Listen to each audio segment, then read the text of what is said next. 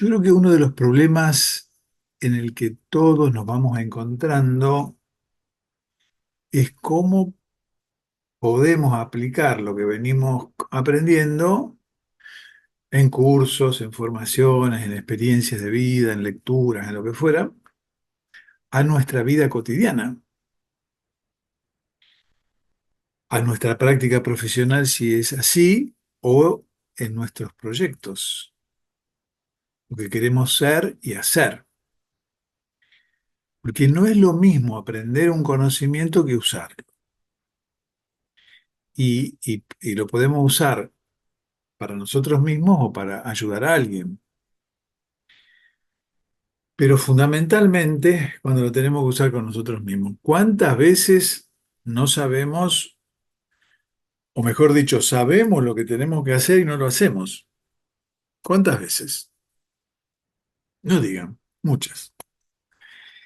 Porque la verdad que parecemos re inteligentes para dar consejos al otro, claro, pero en nuestra vida puede ser un desastre, ¿no? O a veces no un desastre, pero puede estar desordenada.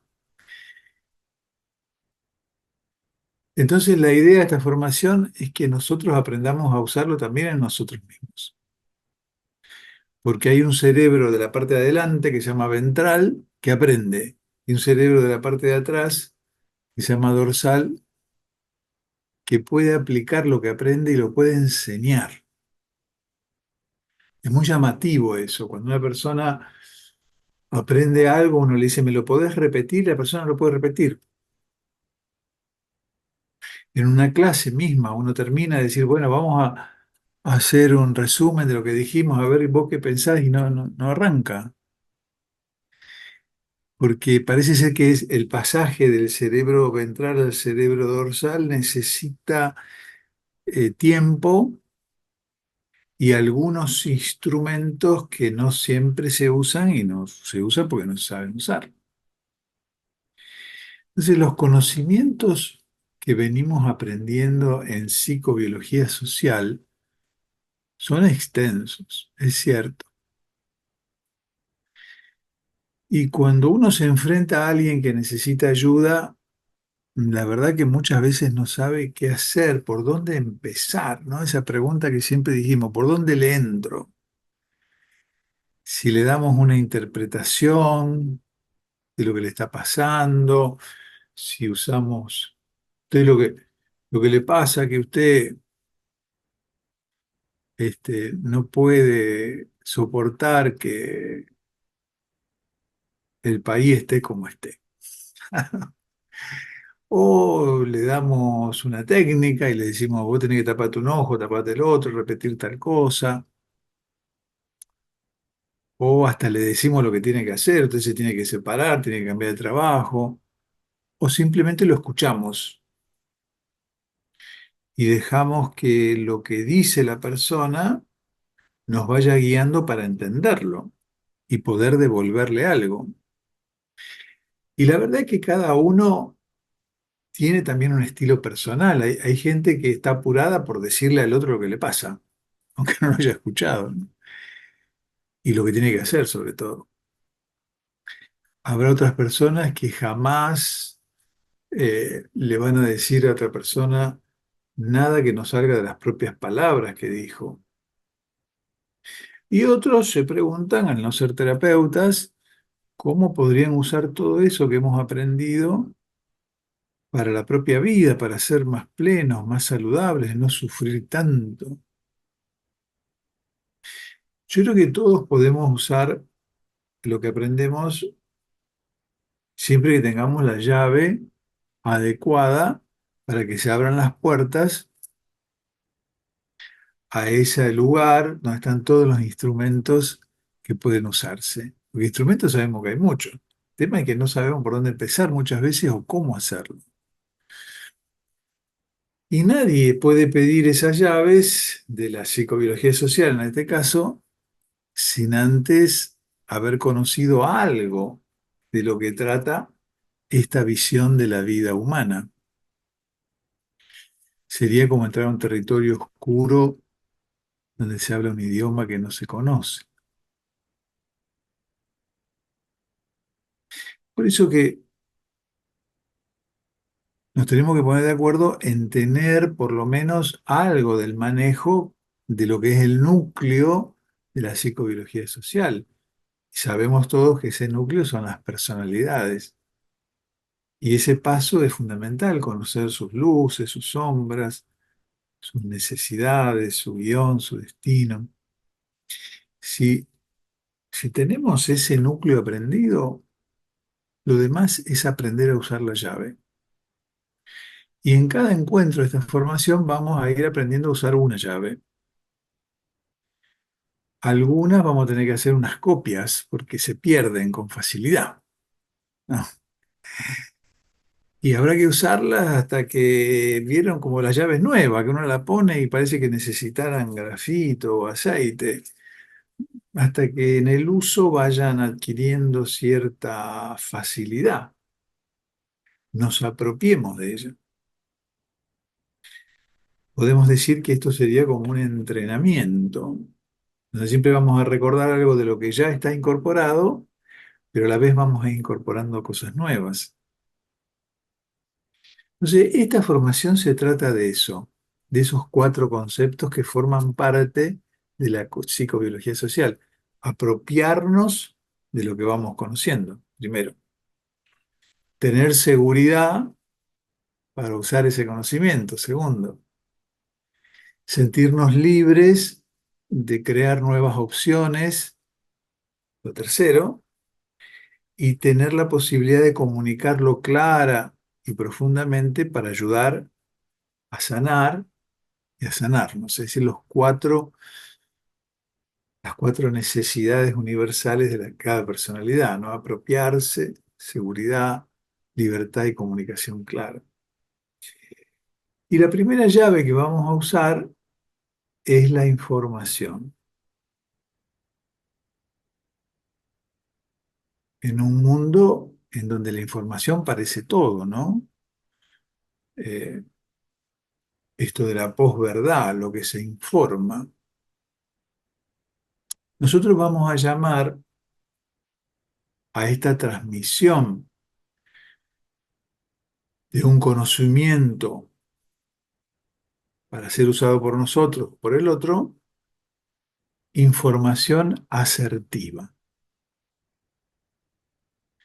para poder pensar, sentir y actuar sobre lo que sucede de una manera más saludable. Claro, si yo voy a una fiesta y no sé que es una fiesta de disfraces, probablemente pase un papelón. Y si crea que es una fiesta de disfraces y no lo es, peor aún. Así que la información nos puede servir. Es de alguna manera eso que llamamos el pase, pasar un saber.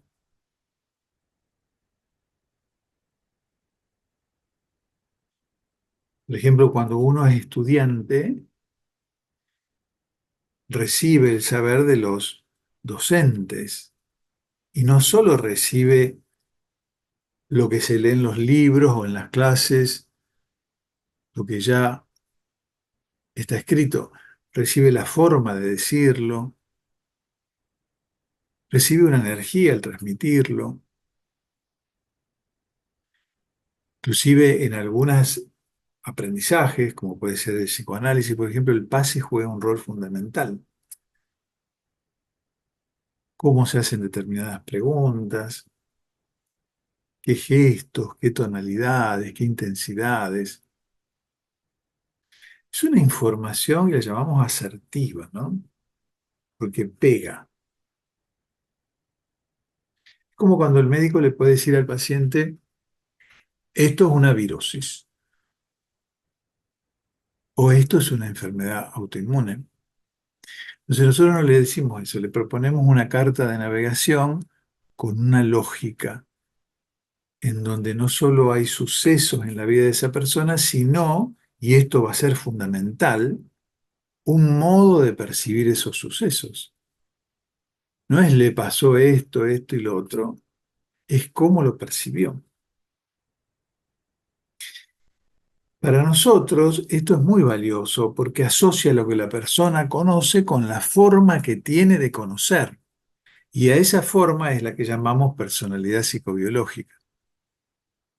Los sucesos probablemente no puedan cambiarse, pero lo que pensamos, lo que sentimos y lo que hacemos a partir de esos sucesos sí se puede cambiar. Quizás no podamos cambiar la realidad, pero sí qué hacemos con la realidad. Ahora, expresar esta información sin antes haber escuchado lo que piensa, siente y hace el otro, no es darle una información asertiva, sino es darle una opinión, un- una creencia.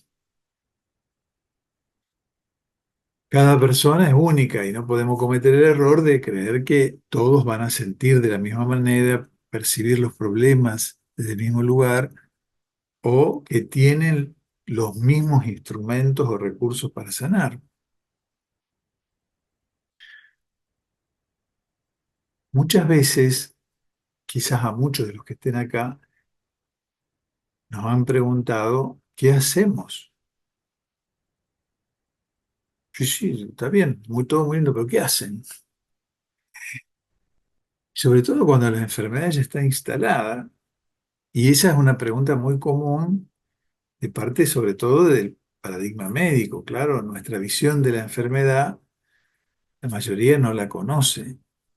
Entonces la pregunta aparece desde una visión médica de la enfermedad, una falla, un ataque. Si ya apareció el pedazo de carne que está de más y avanza peligrosamente sobre el organismo, o las células propias se vuelcan contra el organismo y lo atacan, ¿qué hacemos? Por supuesto que es una pregunta que surge desde el paradigma que llamamos la enfermedad y solo tiene respuesta desde ese paradigma, es decir, si la enfermedad existe hay que curarla o sacarla o hacer algo para evitar que se siga enfermando. No negamos este concepto porque la mayor parte de la humanidad lo tiene. Hay una falla que hay que corregir.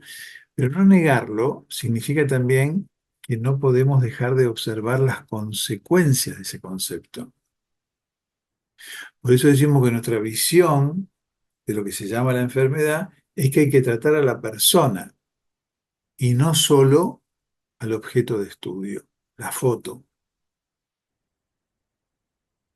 Sin embargo, en general la pregunta subsiste, ¿no? Sí, está bien, ustedes tratan a la persona, pero con la enfermedad, ¿qué hacen?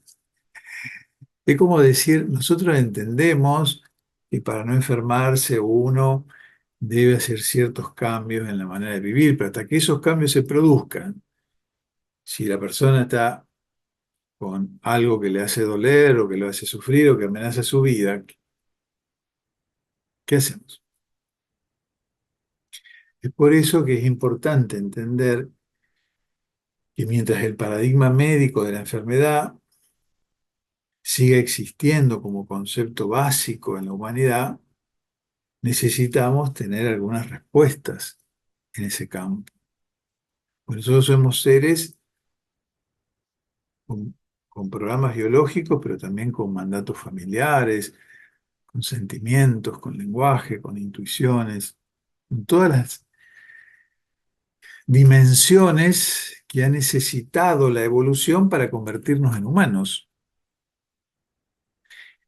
Por ejemplo, que se instale en el cuerpo de un ser humano una conducta absolutamente regresiva, por ejemplo, que la célula sea deforme o que no funcione o que ataque al propio organismo, es decir, algo que no es maduro, que no es propio de la célula adulta, una regresión a un estado infantil, que en medicina se conoce como indiferenciado, primitivo, anárquico, y que ese estado celular o biológico no esté buscando la superación de un obstáculo, sino la destrucción del tejido o hasta de la persona, nos hace pensar que hay mecanismos que cuesta entender. Nosotros empezamos a pensar en pérdidas irreparables, en acorralamiento sin salida, hasta en un mimetismo frente a hechos colectivos, como ocurre en las epidemias, o hasta una autoinmolación para salvar la vida de los otros. Es decir, nos obliga a pensar que todas esas expresiones que llamamos arquetípicas, en la ayuda hay que poner en marcha una serie de acciones que aseguren la supervivencia de ese individuo hasta que ese estado deje de ocurrir. Porque nosotros no tratamos un programa biológico, sino un ser humano. Pareciera que eso en las enfermedades comunes se entiende bien. Pero sin embargo, cuando aparecen estas enfermedades como el cáncer, las enfermedades degenerativas, las autoinmunes, etcétera, las infecciones no autocontroladas, pareciera que eso se deja de entender y se instala solamente una lucha encarnizada contra ese programa biológico y se olvida que ese programa lo tiene un ser humano. Entonces no tiene sentido que sigamos creyendo, como algunos creen, que la medicina no sirve para nada, pero la medicina sirve y para mucho. O del otro lado, que las propuestas que dicen cualquier medicina no académica son expresiones de gente que está equivocada o que quieren lucrar vilmente o que forman parte de sectas que persiguen fines non santos. Entonces nos parece que la psicobiología social ofrece esta posibilidad de pensar que se nos ha negado tanto tiempo. Por eso inicialmente vamos a decir qué podemos hacer para que esta convivencia sea posible y vayamos obteniendo beneficios de una paz que necesitamos. Salir de esta guerra contra la enfermedad que se ha instalado en la humanidad y a la que se le ha dado tantos nombres, ¿no? La lucha contra el cáncer, ¿no?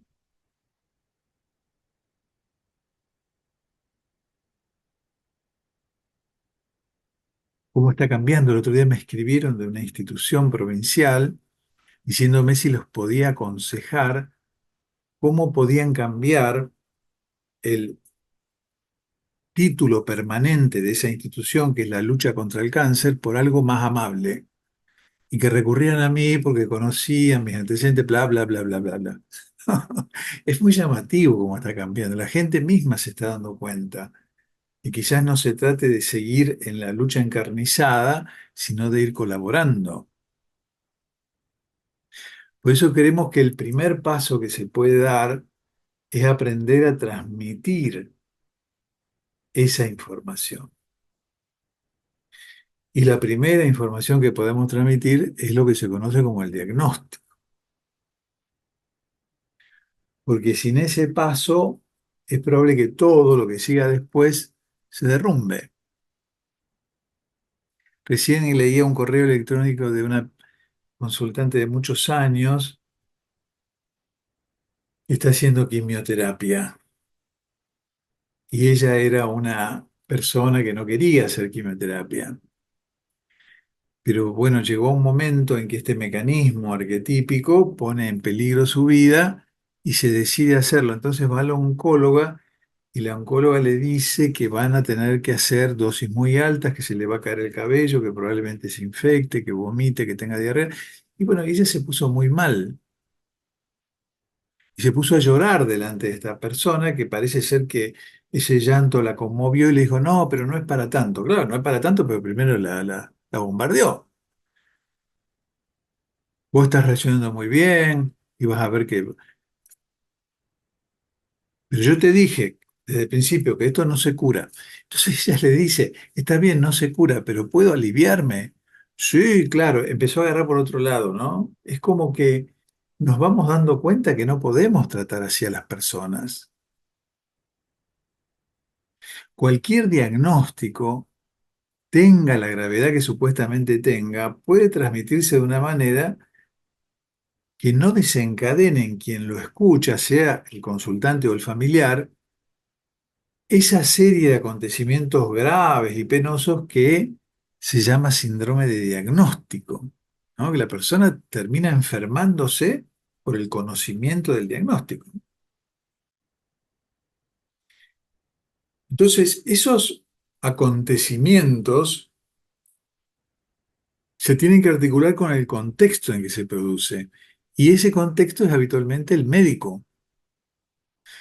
Ustedes saben que los hospitales, los sanatorios, las clínicas, en general son lugares donde se va a buscar y a recibir ayuda o un saber que supuestamente uno no tiene y que ahí se va a encontrar para estar mejor.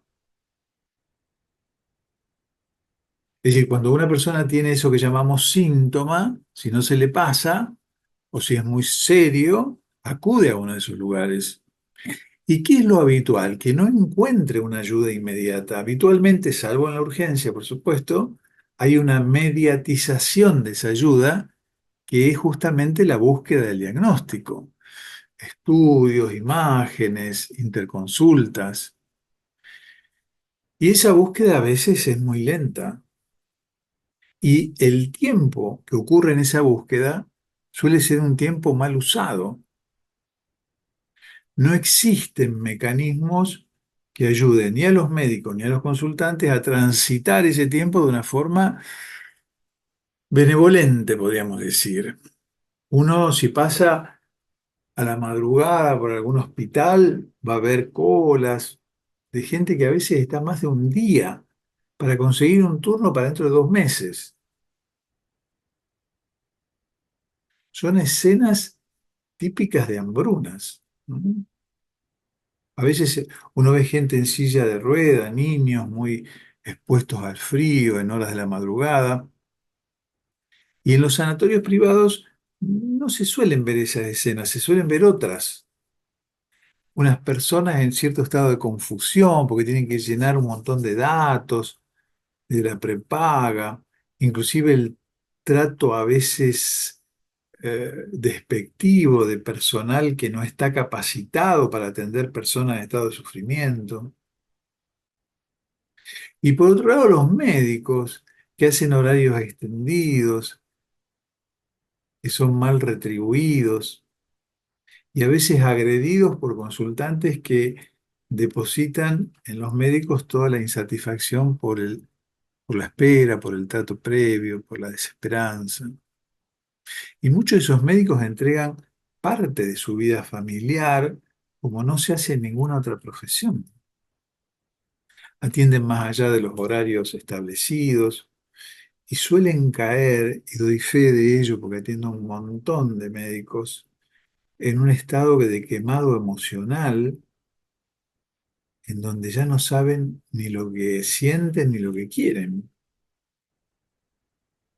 Es cierto que muchos de estos profesionales no están preparados para semejante función, porque no se les ha dado la información necesaria para enfrentar situaciones que los exceden. Ustedes saben que en la formación médica no existe el estudio de la historia de la medicina. Es increíble eso. Ni el estudio de los sentimientos de las personas ante el sufrimiento. Y si los llegan a ver de alguna forma, es de una forma bastante poco práctica. Además, muchos de los profesionales de la salud, y ahí vamos extendiendo a otras profesiones, claro, no han tenido nunca la experiencia de estar enfermos, y mucho menos de estar internados, enfermos gravemente, quiere decir, y no saben de qué se trata estar del otro lado. Siempre se dice que no hay peor paciente que un médico, porque cuando se enferma no sabe lo que se siente al pedir ayuda.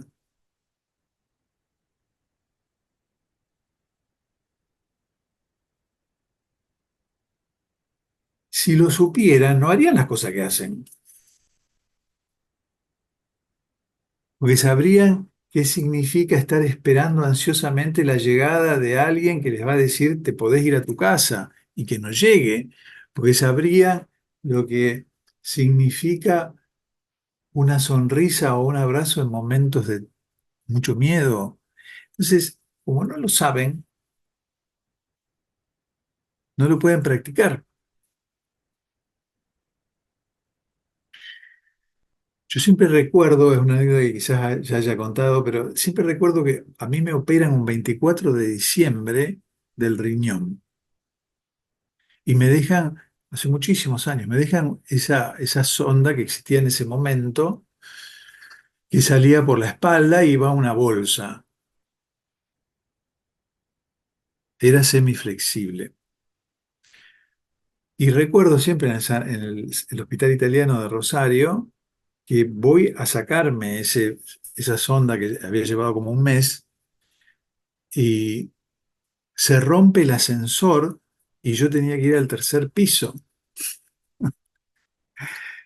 Sí, el desconocimiento de estas situaciones hace que la práctica médica a veces se vuelva algo absurdo. Siempre recuerdo ese hecho que yo estaba parado esperando que arreglen el ascensor porque no podía subir por la escalera y no venía. Lo dejaban con la puerta abierta. Ustedes saben que eso ocurre todos los días, en los edificios, en los sanatorios, en los hospitales. Y empecé a ver que se dibujaba un charco alrededor mío. Pues la bolsa había derramado toda la orina y empecé a mirar la cara de los que me observaban y sentí una vergüenza tremenda y dije, ¿cómo es posible? No sé, yo creo que es muy importante,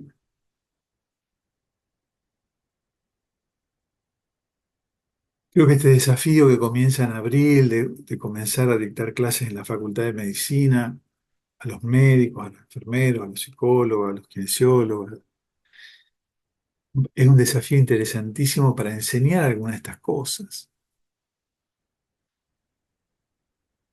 Porque esos momentos en que uno está esperando son momentos de vulnerabilidad y cada uno lo enfrenta como puede y algunos hasta con ira. Y si el profesional no está capacitado para entender esa ira, la ayuda no aparece. Entonces, cuando al fin se produce el encuentro tan esperado,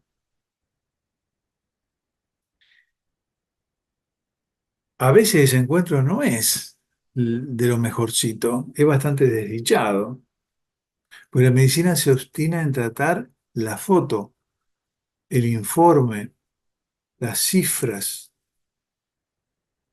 la enfermedad. Entonces, cuando en psicobiología social decimos que nosotros tratamos personas, no estamos diciendo que no le demos bolilla a lo que sufre. Estamos diciendo que no podemos separar el motivo de consulta de la persona. Y muchas veces ocurre que si tratamos a la persona y nos olvidamos un ratito del motivo de consulta, el motivo de consulta desaparece. Y vuelvo a decir, no estamos hablando de esas situaciones en que la urgencia cumple un rol fundamental y salva una vida. Es claro que si hay una hemorragia masiva, un paro cardíaco, una obstrucción de una víscera, tenemos que salvarle la vida, es urgente. Pero aún hasta en la urgencia se puede trabajar con el ser humano. Es muy llamativo lo que ocurre cuando uno intenta eso. Cuando entra un paciente en terapia intensiva y está aterrado. Es una experiencia terrorífica entrar en terapia intensiva. Y se encuentra con una persona que le sonríe, que le habla, que le dice que todo va a estar bien, que lo comunica con los familiares, que interviene como nexo. ¿Cómo cambia la vida de esa persona? Entonces, la primera acción del médico es recibir al consultante y darle entrada a una dimensión en donde se sienta cómodo, seguro, comprendido, saludarlo amablemente, hablarle con palabras que no le provoquen más miedo del que ya tiene. como decía Hammer, a mí las cosas que tanto me gustaron de Hammer cuando yo lo conocí, una de ellas es que teníamos que tratar a las personas que nos venían a consultar como hermanos, decía, como si fuera tu madre, tu padre, tu hijo, tu pareja. Si no lo tratás así, no estás haciendo una medicina sagrada, me acuerdo que decía. Y la función del médico es hacer una medicina sagrada. Entonces, todo médico debe saber cuál es su función. Y si cree que es curar enfermedades, no, se está equivocando. La verdadera función es aliviar, guiar, acompañar, cuidar. Eso significa médico en latín, el que cuida.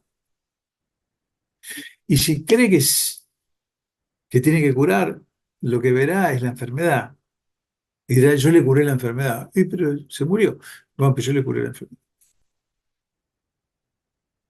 Entonces nosotros atendemos personas. Y es por eso que necesitamos conocerlas.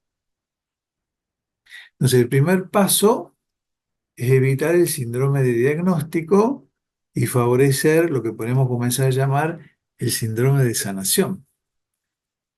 Transmitir una ayuda que está basada en que siempre, siempre, hasta en el hecho de muerte, se puede hacer algo por que el otro esté mejor. Yo tuve una experiencia de varios años con pacientes cercanos a la muerte. En ese momento se llamaban terminales.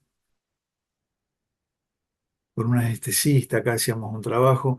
Trabajé con mucha gente que estaba en las últimas etapas de su vida. Y ahí me di cuenta de que siempre se podía hacer algo. Hasta en el último instante de la vida de esa persona. Se le podía decir, mirá la luz. Se le podía decir, quedar tranquilo. Se le podía decir, como le dije a mi padre, falta poco. Porque él me lo preguntó, falta mucho.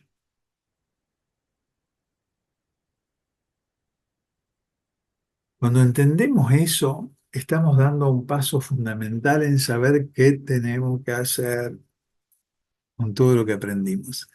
Porque si lo aprendimos y no lo usamos, nos quedamos con la técnica del ojito, nos quedamos con devuelvo todo lo que no me pertenece, pero seguimos olvidándonos de esta base, no sirve. Y vamos a repetir hasta el cansancio de eso. Hacer terapia es ayudar a transformar la percepción de la realidad que nos hace sufrir. Es un concepto para poner en la ladera.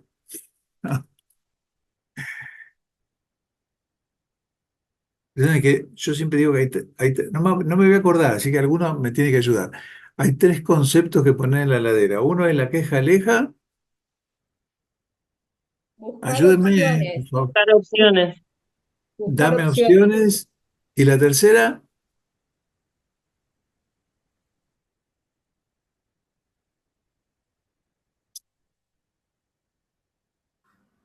No sé si es esta, pero yo tengo anotado si querés tener la razón o querés ser feliz. Esa es otra también.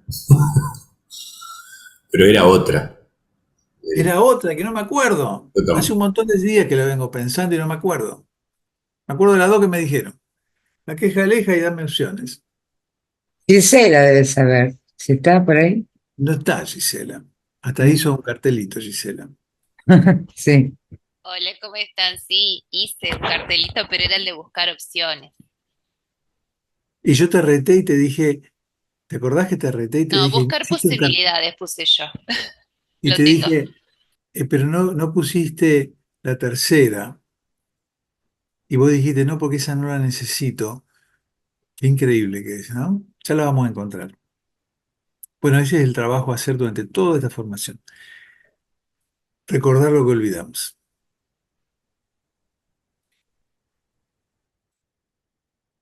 Una de las críticas, está bien lo que dijo Fer, esa frase es de Curso en Milagros. A veces se puede tener la razón, a veces se puede ser feliz, las dos cosas juntas, muy pocas veces. Eh, una de las críticas más frecuentes a la postura o a las escuelas, digamos, que tienen en cuenta las emociones en el origen de la enfermedad, es que genera en la persona un sentimiento de culpa.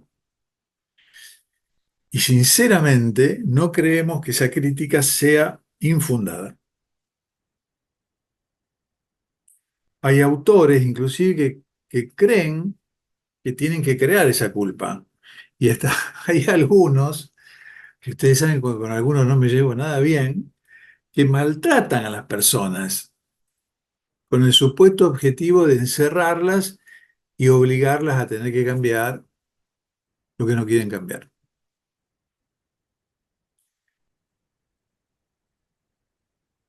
Adores, actividades, posibilidades, no, no, pero no es la tercera eso, ¿no? Ya la vamos a encontrar. Es como un tip. Dame opción en la queja aleja y el tercer tip. Entonces sentimos que esta posición de crear culpa no tiene nada que ver con nosotros. ¿Se acuerdan? En algún momento escribimos. Perdón, Fernando, es preguntarnos qué nos está pidiendo la vida que hagamos. No, No. no, no, no, no, es cortita la frase. Es que todas las frases son cortitas. Pero bueno, en el intervalo va a aparecer, no se hagan problema. No me sigan tirando tiempo, me van a interrumpir. Escúchenme, por favor. Dejen de buscar opciones. Olvídense de lo que le dije. ¿Se acuerdan que en algún momento escribí un artículo que se llamaba ¿Cómo convertirse en un hijo de puta y curarse del cáncer?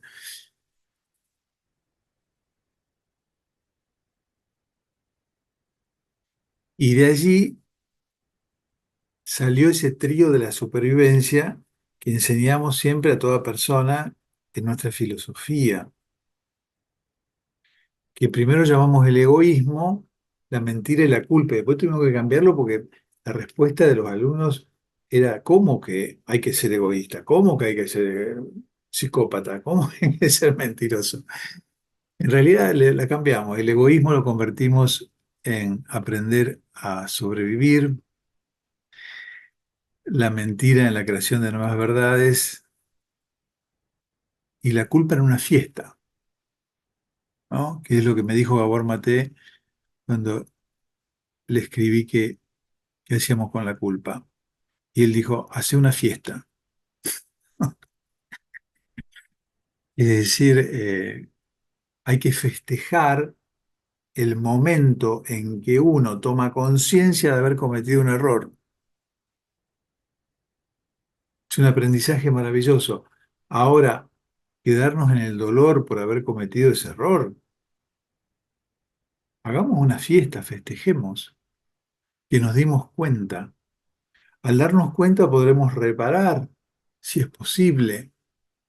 Y si no es posible, podemos aprender que es ya una reparación para todo el universo. Culpa es deuda. Lo hemos trabajado muchas veces eso, ¿no? Culpa es deuda. Entonces no estamos en deuda,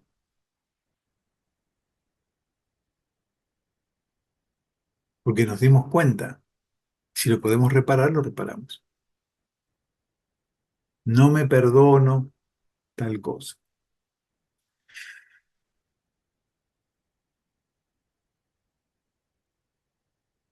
Nosotros no vamos a buscar códigos secretos de por qué nos enfermamos, sino llaves para sanarnos. ¿Mm? Y nuestro lema es el ACE con la H. Ahí la podemos poner la H al principio, al final, en el medio. Amorosidad, compromiso y esperanza, y la H de humildad es lo que tenemos que poner en práctica cotidianamente. Por eso no vamos a estar en contra de nada que pretenda ayudar a alguien, aunque según nuestro modo de ver pueda estar equivocado. Pero nosotros, así como la medicina convencional propone los medicamentos, etcétera, nosotros proponemos la rueda psicobiológica. Es decir, movernos. La rueda se mueve. El invento de la rueda revolucionó la humanidad. Y el invento de la rueda psicobiológica va a revolucionar esta humanidad. desplazarnos en el tiempo y en el espacio en el que estamos inmovilizados. Y no es que no sepamos que lo que la persona ansía es curarse, no lo negamos, solo que además de la curación nosotros vamos a buscar la sanación, que no solo implica el plano biológico, sino el emocional, mental, intuitivo, vincular, social, arquetípico, espiritual, bla, bla, bla. Por eso que cuando hablamos de información asertiva, no estamos diciendo que si el consultante no conoce las causas de su enfermedad, no se cura. No es el conocimiento lo que cura, es poder aplicar ese conocimiento a la transformación de nuestra percepción.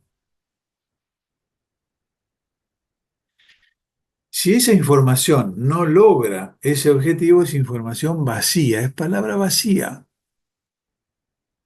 Inclusive la realidad puede cambiar, y si no cambia la percepción, vamos a acomodar la realidad nuevamente a esa percepción. Pensemos que los seres humanos nos comunicamos a través del lenguaje, y puede ser verbal o no verbal. Aprender a utilizarlo es fundamental para que esa información le pueda ser útil al otro. Si se está nombrando lo sucedido a través del lenguaje, se lo está interpretando. No hay posibilidad de no interpretar lo que sucede. Uno puede decir que hay más autos porque hay más autopistas, o puede decir que hay más autopistas porque hay más autos.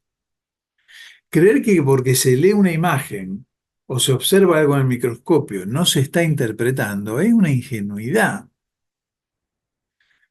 Nosotros en el segundo de la formación leímos a Nietzsche. Y se acuerdan que Nietzsche tiene una frase que dicen que es una de las frases más revolucionarias de la historia de la filosofía. No hay hechos, solo hay interpretaciones. La palabra hecho es el participio en tiempo pasado del verbo hacer. Está hecho, ya fue, está cerrado. Y Nietzsche dice justamente que no hay hecho. La lógica, también la estudiamos, claro, la identidad, la no contradicción, el tercero excluido, dice que los hechos ocurren y que luego aparecen las interpretaciones sobre lo que sucede, sobre esos hechos.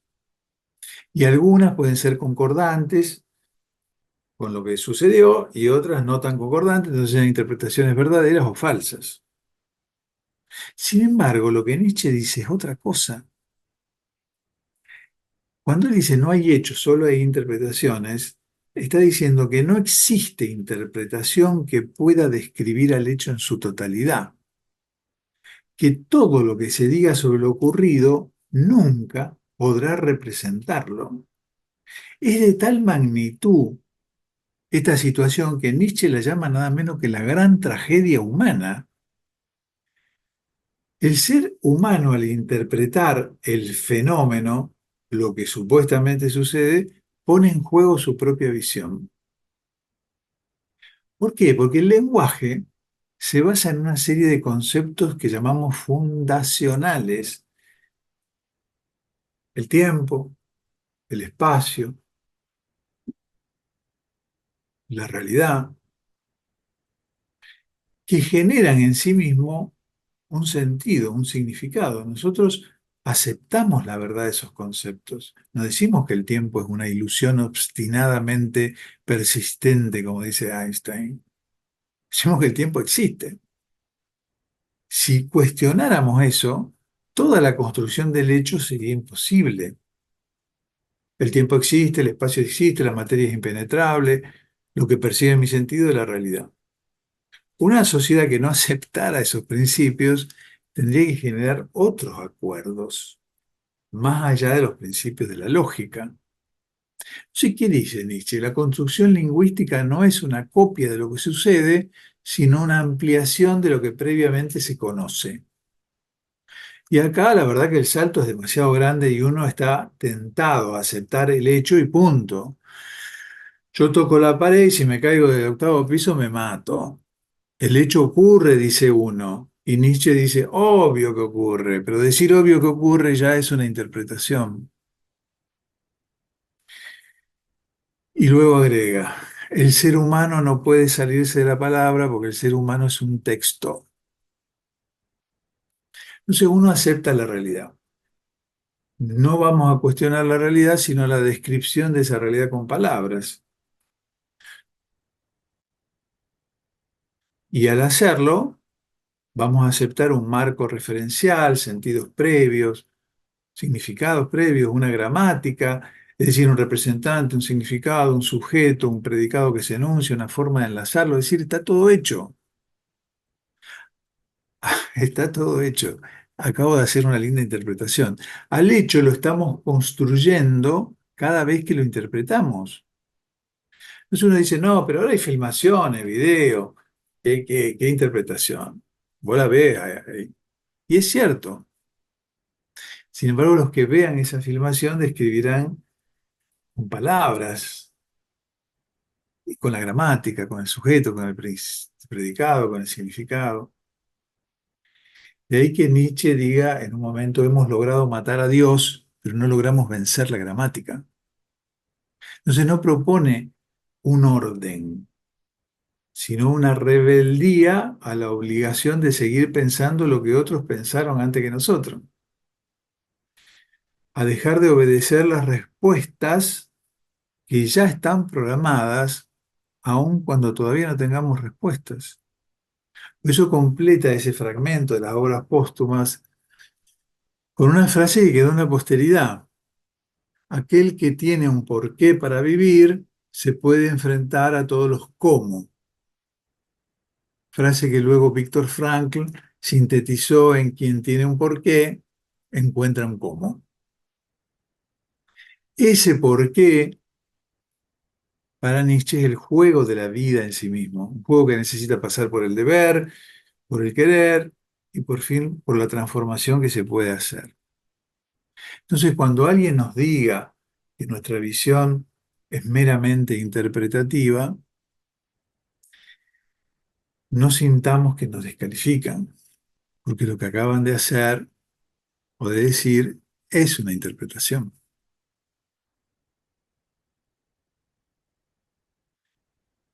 Me pareció interesante recordar a Nietzsche en este momento, ¿no? En este momento de la posverdad. Entonces la persona nos viene a ver, le duele algo, le salió algo.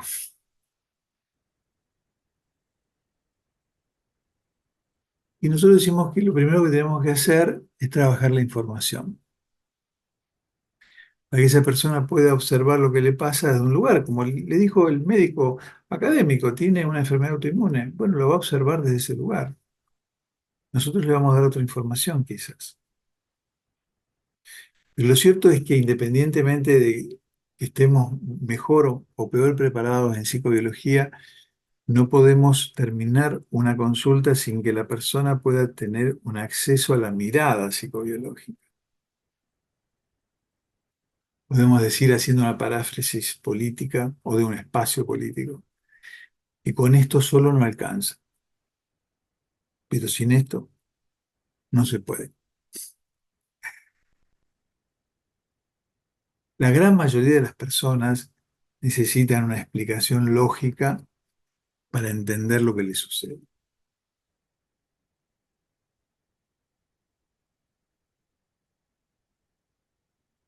¿Por qué? Y porque el razonamiento tranquiliza, ordena, nos permite saber que si hay una lógica para que algo ocurra, esa misma lógica puede usarse para que algo deje de ocurrir.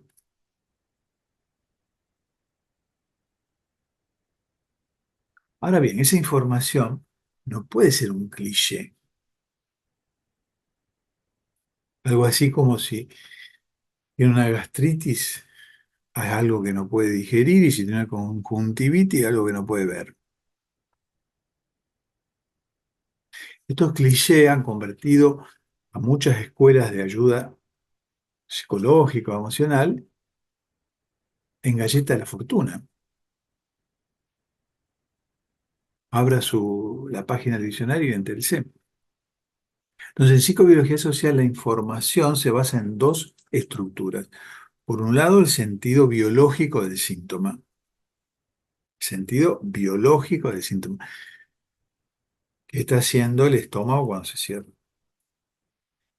Pero se une a ese sentido biológico la palabra que nombra ese sentido. Está impidiendo que le entre más injusticia. Listo, unamos los dos, el sentido biológico y la palabra que nombra ese sentido. Y por el otro lado, la otra estructura en la que se basa la información asertiva es la estructura de la personalidad del consultante. Esto no significa que tengamos que saber todo.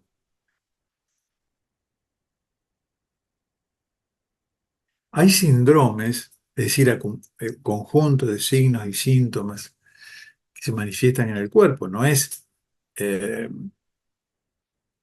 dolor de estómago. Es un síndrome, un conjunto de si tiene fiebre, tiene dolor, tiene cansancio, muchos. Y hay síndromes muy conocidos, claro, la hipertensión arterial es un síndrome, fibromialgia es un síndrome. Entonces, está claro que no se puede conocer absolutamente todo el sentido biológico de no cada órgano, sino de cada síndrome. Y entonces está bien que recurramos a veces a algunos diccionarios y sobre todo a aquellos que tratan de ser lo más lógicos posibles con el sentido biológico. Que alguna vez leí en un diccionario que las piedras en la vesícula son errores de cálculo. A mí me parece que eso es una construcción psicológica, no biológica. Es llevar el nombre que se le pone a la piedra, cálculo biliar, al cálculo mental. Está bien, es posible, yo no lo niego, pero quiero decir, tratemos de tener la información más asertiva posible, la que le sirva a la persona. Si le sirve que fue un error de cálculo, bienvenido sea. Entonces, habrá diccionarios que se pueden consultar. Y además hay muchas escuelas, y estoy hablando de escuelas que tienen más de 100 años, la psicosomática americana, la medicina evolutiva inglesa, y acá en la Argentina no existe un solo libro traducido al castellano, no en la Argentina, no hay un solo libro traducido al castellano de medicina evolutiva, que es la medicina que explica por qué un órgano hace lo que hace cuando uno se enferma. Y se llamó en algún momento medicina tábica. ¿Se acuerdan que en algún momento de la formación les di a leer un trabajo científico que apoya la teoría de Hammer? ¿Se acuerdan? Es decir, hay mucha información para leer y uno va a poder leer todo, claro, pero hay síntomas que vale la pena recurrir a esos libros, a esos escritos. Por ejemplo, una trocanteritis. Y aún, por mi experiencia, lo digo, cualquier síntoma que tenga que ver con la cadera, se lo ha leído como el síndrome de Jacob. ¿Se acuerdan? La lucha con el ángel. Y Jacob le dice, hasta que no me bendigas no te soltaré. Entonces Jacob le pega una tremenda patada en la cadera, lo deja rengo y le dice, no te llamarás más Jacob, que significa el revolucionario, sino que ahora te llamarás Israel, que significa el que ha peleado con Dios, el que ha luchado con Dios. Es decir, que síndrome de Jacob, luchar contra una fuerza superior, pero en una lucha que no se puede abandonar. Dolor de cadera. El sentido biológico lo encontramos en la bendición que esperaba Jacob, en su lucha contra el ángel. Pensemos cómo vamos asociando esto con la personalidad, porque muchas de los problemas de cadera se van a ver en los mesodermos modernos.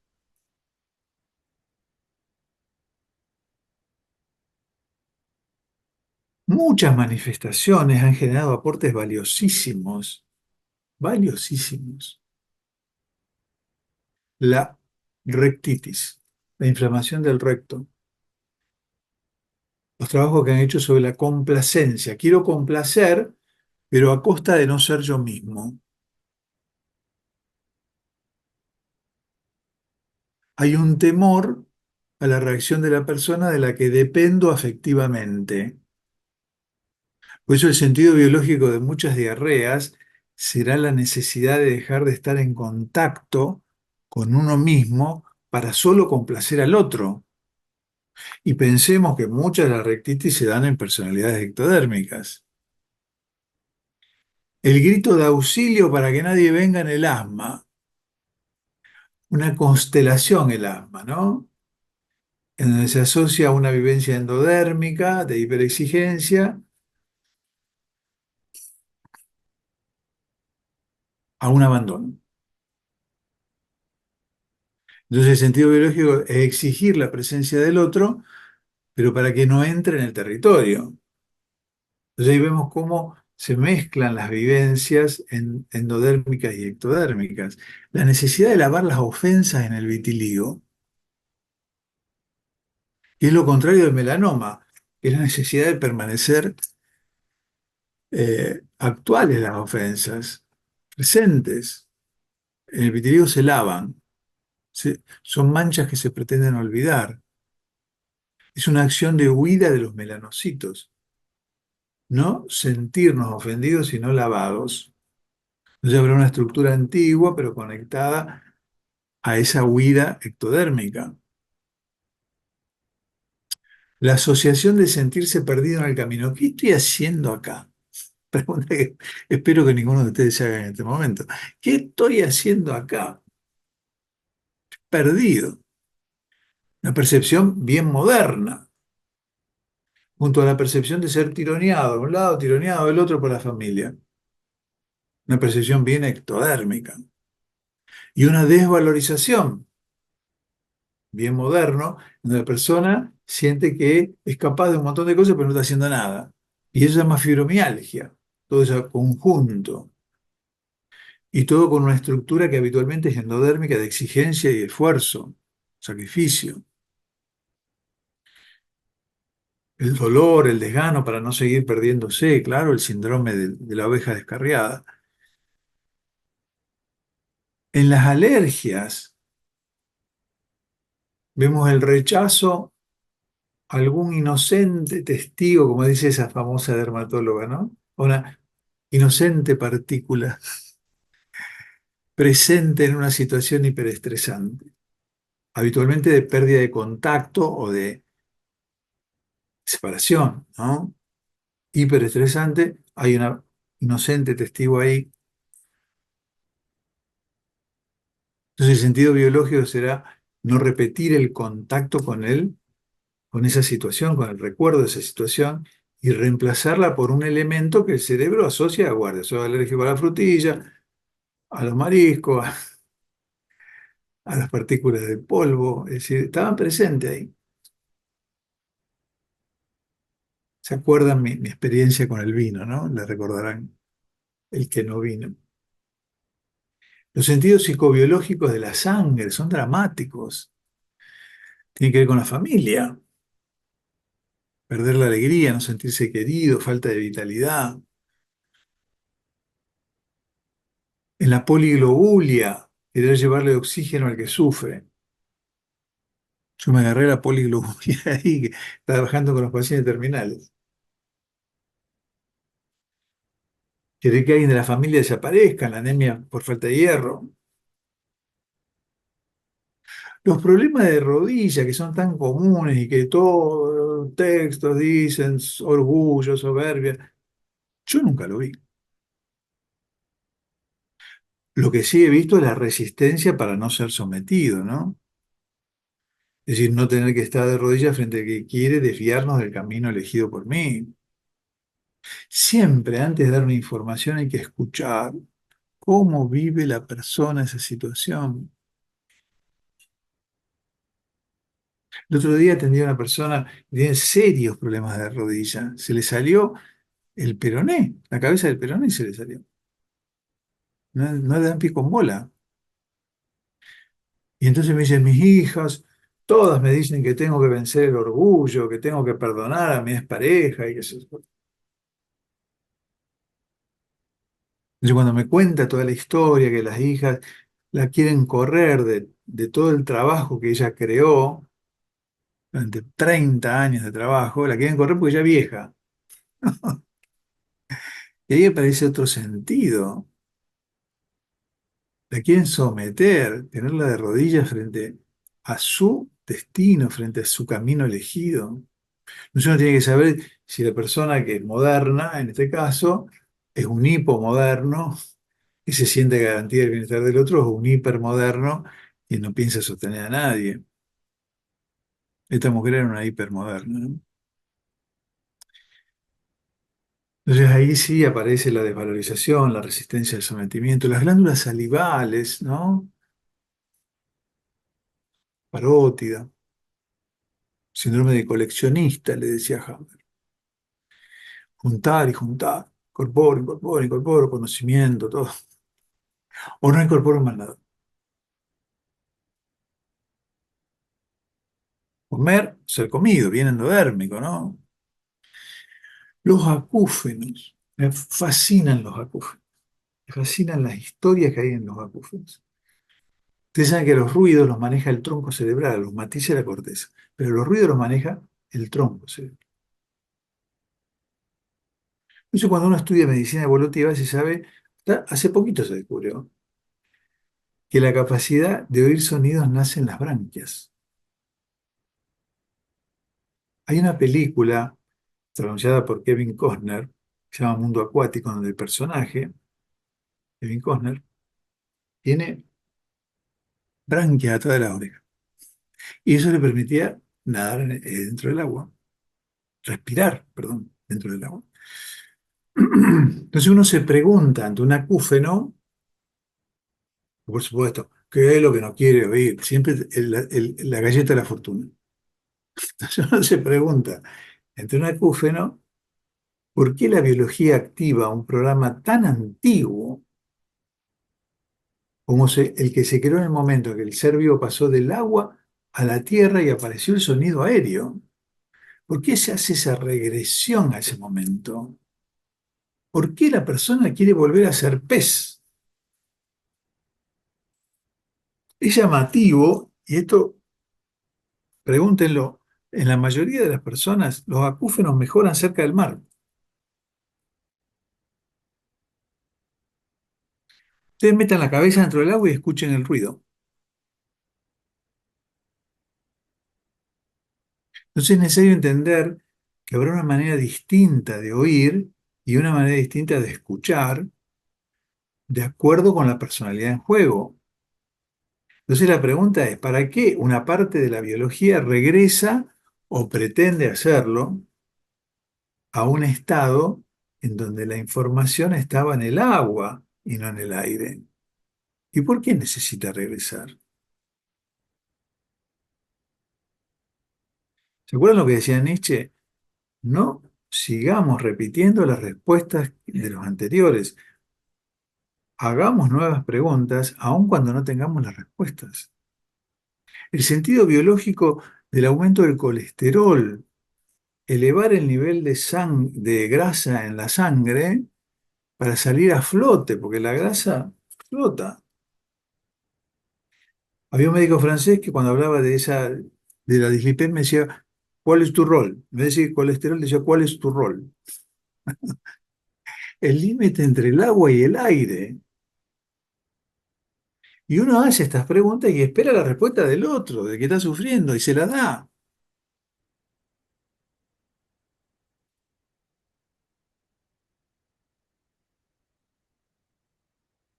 Todos los problemas de hígado se relacionan con la exigencia, con los sentimientos amargos. El rencor es uno de ellos. En la vesícula biliar es temor a que los otros tengan rencor de mí.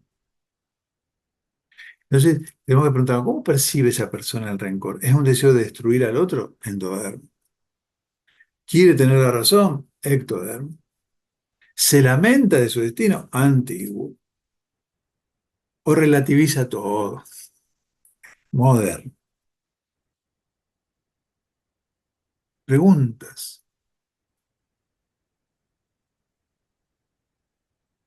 ¿Se acuerdan del poema de Benedetti? Cuando tenía todas las respuestas me cambiaron todas las preguntas.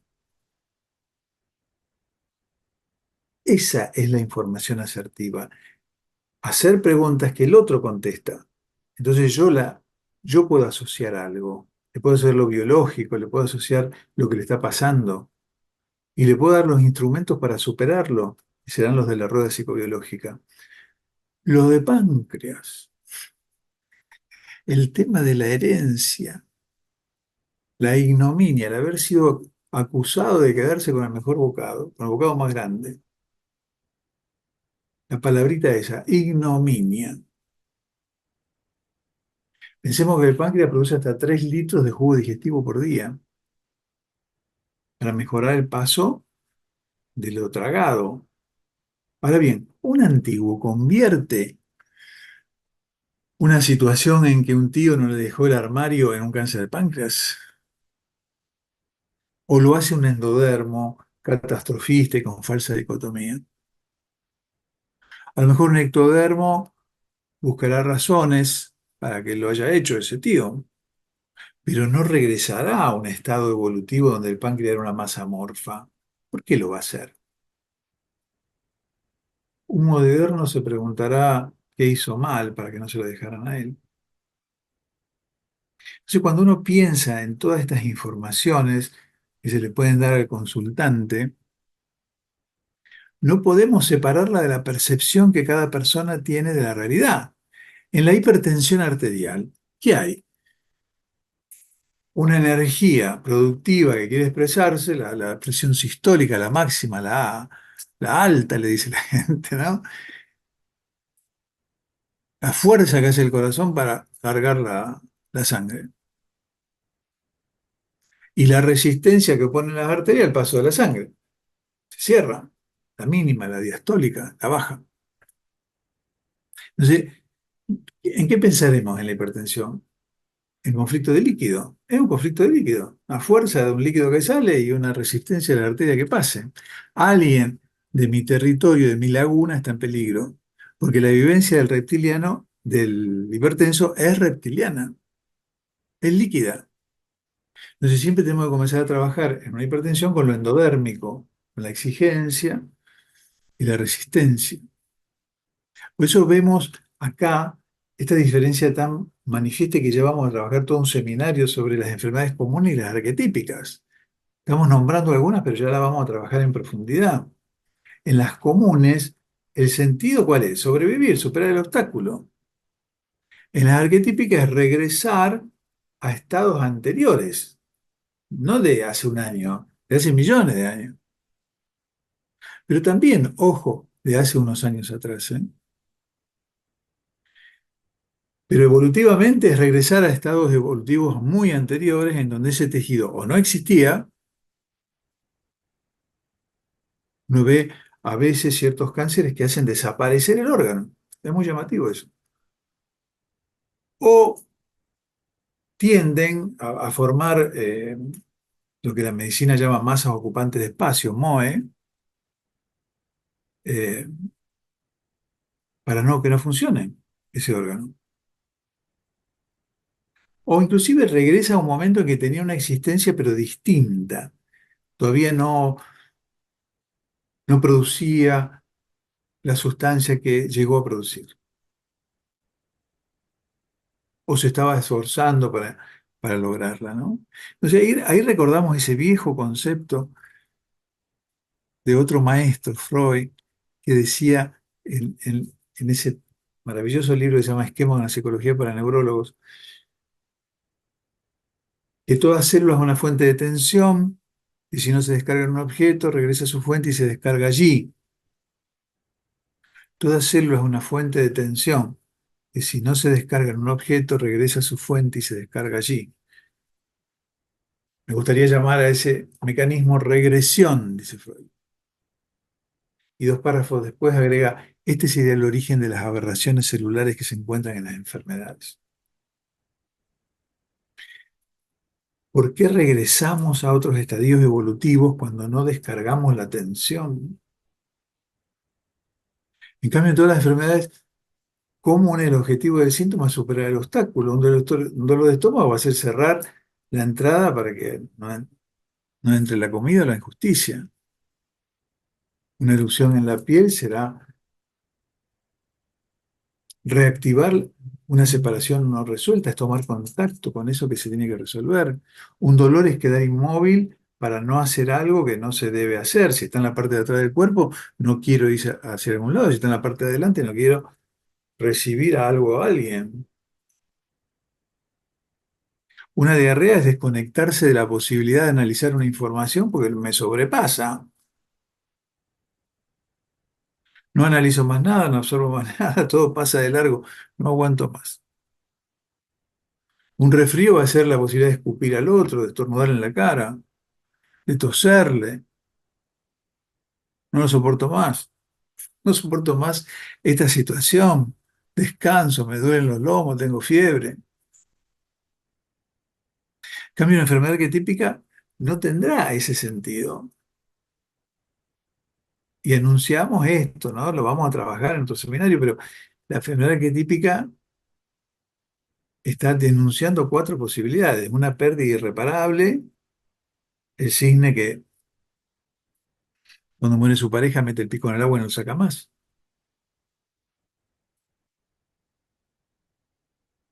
Una autoinmolación para salvar a alguien o algo. A esa gente que dice yo preferiría morirme yo antes que mi hijo y se termina muriendo ellos.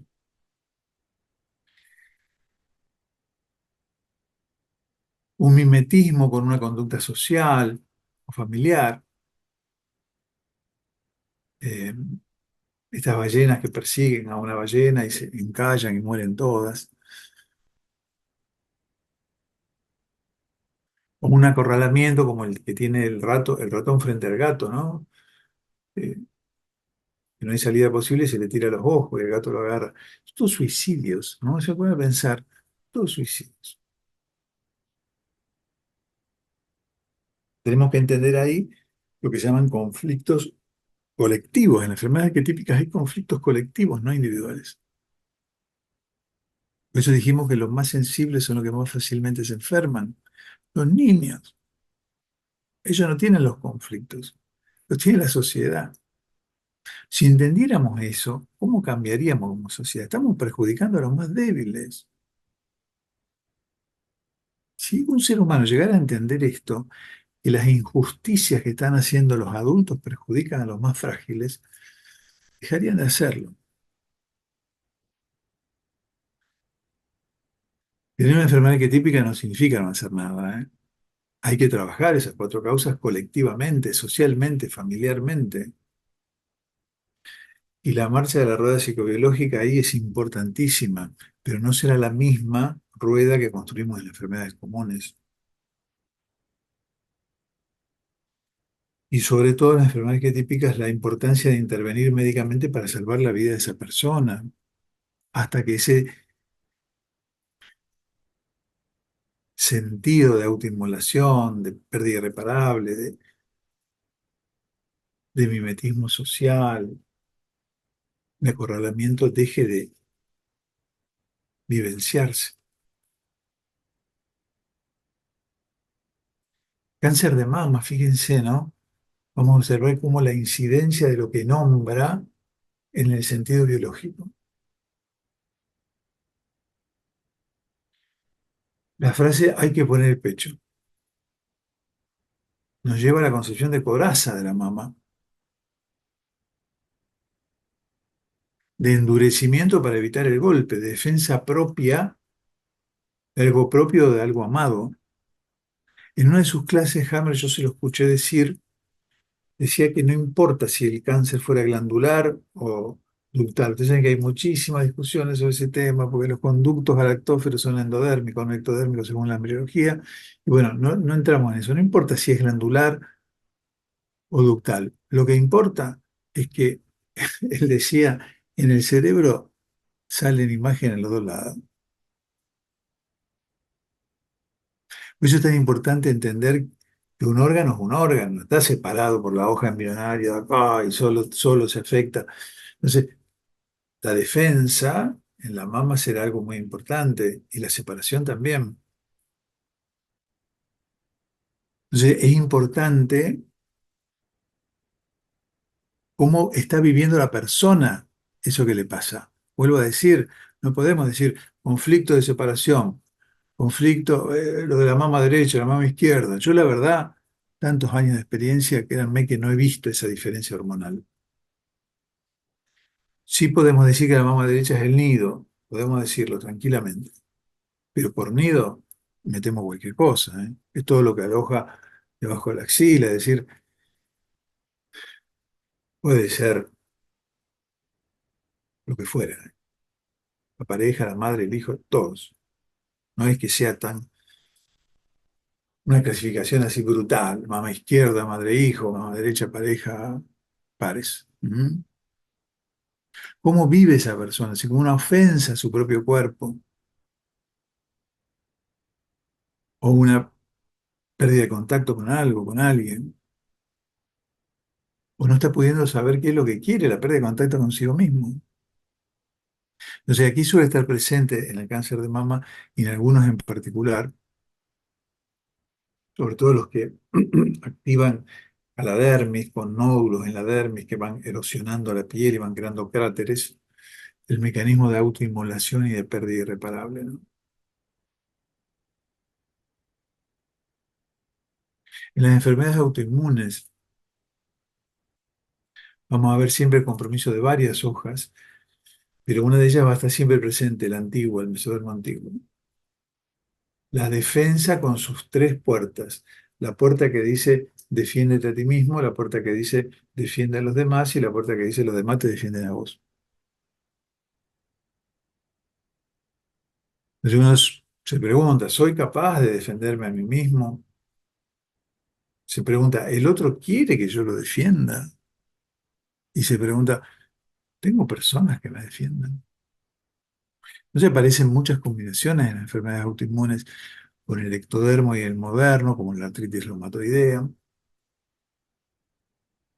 con el antiguo solo, como en la esclerodermia, combinadas con el ectodermo, como el Sjögren, combinaciones entre el antiguo y el ectodermo, como el lupus. Y acá vemos frecuentemente el mecanismo arquetípico del acorralamiento.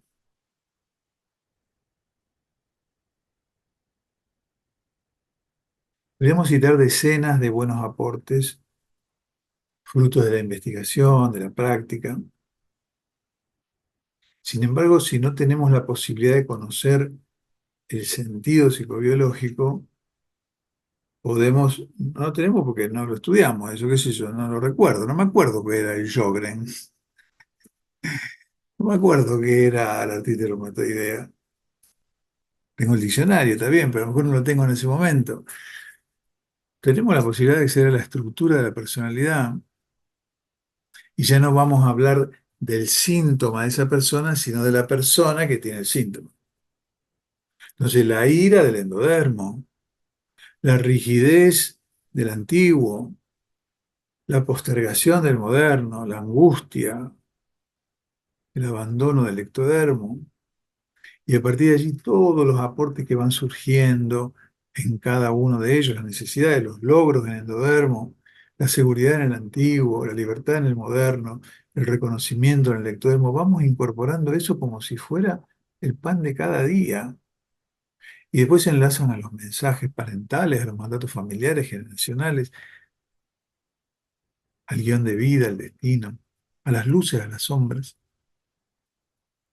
Entonces la información asertiva se amplía mucho más, porque el consultante mismo está diciendo eso me hace sentido y cuenta algo. Por eso si no, tenemos consultante por asma, decimos, mire, usted un grito de auxilio para que nadie venga. O tiene un miedo latente y otro activo, uno frontal y otro. ¿Qué le sirve todo eso? Tenemos que ir desenrollando. En el asma habrá ira, abandono, se retiene el aire como instrumento territorial, pero asociado a un extremo del ectodermo y a un extremo del endodermo que está consternado, que está en constelación en el endodermo el asmático, está abrumado. ¿Saben lo que no es respirar? lo que es no respirar.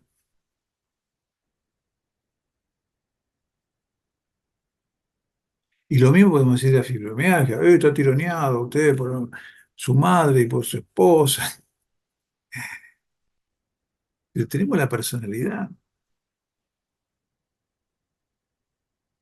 Entonces, la persona se siente abrumada también por una acumulación de situaciones de responsabilidad, de presión del entorno. Ha generado un diálogo interno entre un niño saboteador y un padre desvalorizador.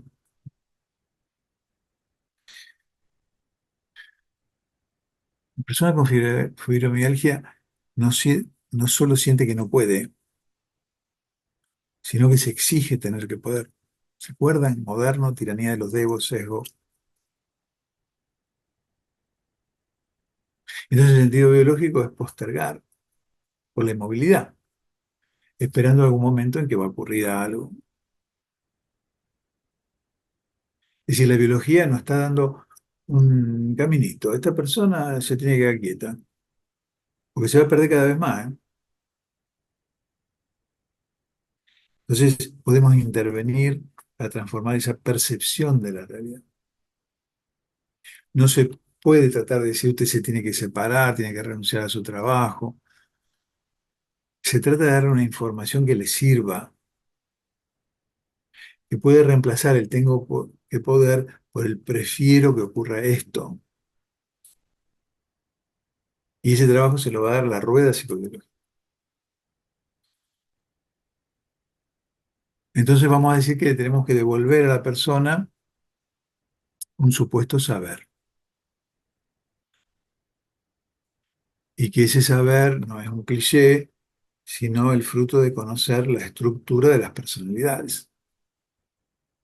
Y no se va a tratar de memorizar cada sentido biológico, sino de articular lo que nos acordamos en ese momento del órgano, del sentido de la biología que está hablando, con la estructura de la personalidad.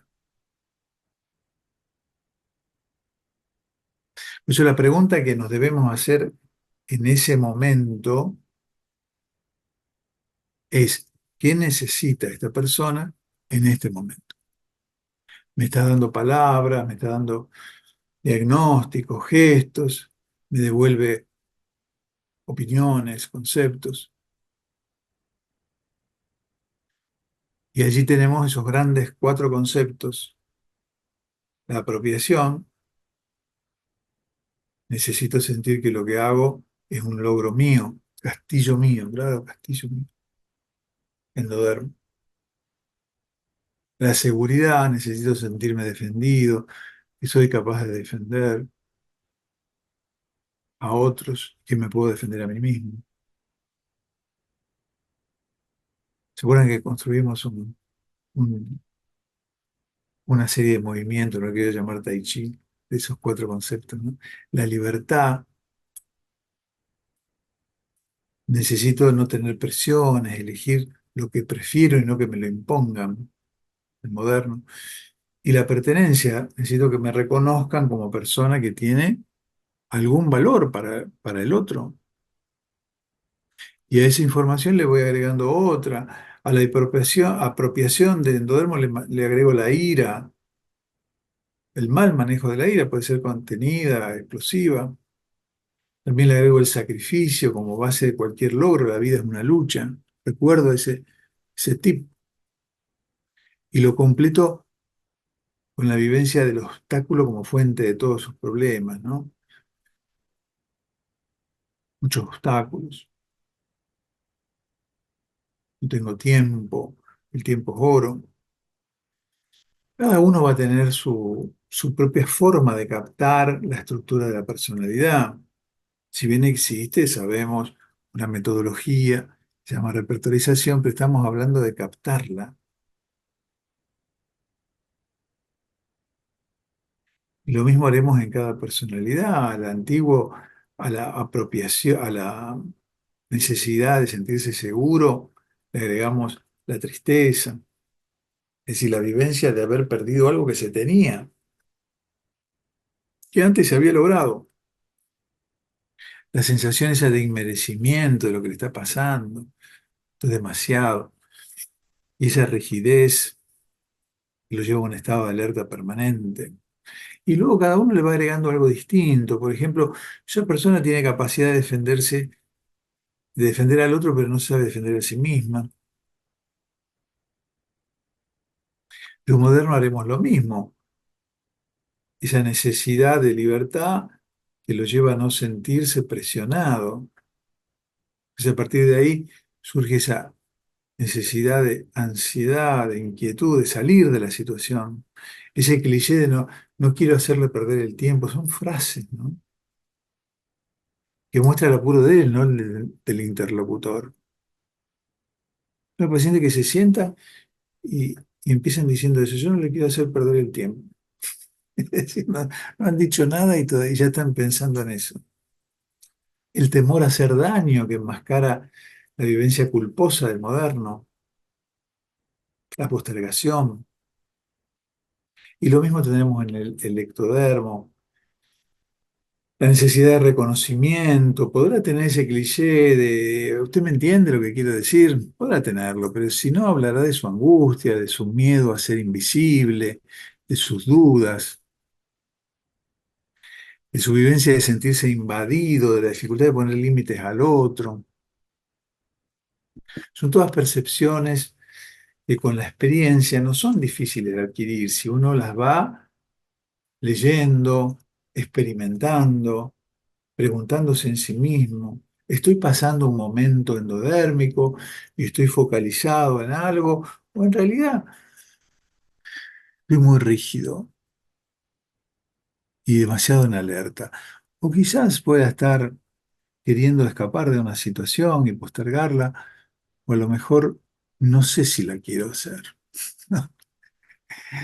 Bueno, el tipo ese estaba frito, porque tiene cuatro problemas, no sale para ningún lado. Bueno, vamos a hacer un paréntesis porque es demasiada información, ¿no? Todo esto va a ser, no solo van a poder tenerla en el video, sino que ustedes saben que yo después les mando los escritos. Y vamos a tener la posibilidad a partir de este año de seguir en contacto durante todo el mes o lo que fuera, en donde se podrán discutir estos temas, siempre con el respeto que nos tenemos siempre, claro, siempre haciendo preguntas no para molestar, sino por la necesidad de seguir aprendiendo. ¿Mm? Así que vamos a tener posibilidad de seguir trabajando este tema